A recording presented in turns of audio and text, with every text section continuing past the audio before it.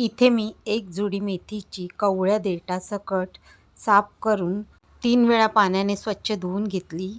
मेथी बारीक चिरून झाल्यावर मेथीचे प्रमाण 1 वाटी इतके झाले. त्यामधील थोडी मेथी काढून बाजूला ठेवली.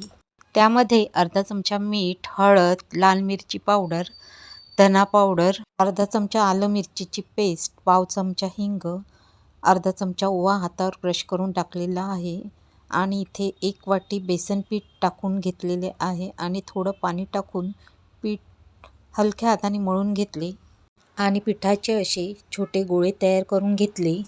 साधारण तेल कढईमध्ये गरम झाल्यावर कोफ्ते छान फ्राय करून घेतले.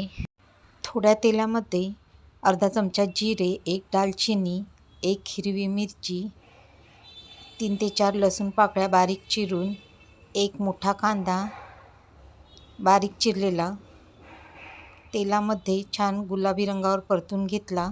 त्यामध्ये अर्धा चमचा हळद, 1 चमचा धना पावडर, काश्मीरी लाल मिरची पावडर, काळा मसाला, बाजूला काढून ठेवलेली मेथी, चवीप्रमाणे मीठ टाकून 1 मिनिट सगळे मसाले छान परतून घेतले. 2 टोमॅटोची ग्रेव्ही टाकून कडेने तेल सुटेपर्यंत शिजवून घेतले.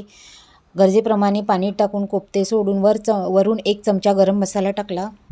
1 चमचा लिंबाचा रस टाकल्यामुळे भाजीला खूप छान अशी चव येते. 2 मिनिटे झाकण ठेवून वाफ काढून घेतली. वरून 1 चमचा साजूक तूप टाकले. खूप छान अशी चविष्ट मेथी कोफ्ता भाजी तयार आहे. रेसिपी आवडली तर कमेंट करा आणि मैत्रिणींनो, जाता चॅनलला लाईक, शेअर, सबस्क्राईब करायला विसरू नका.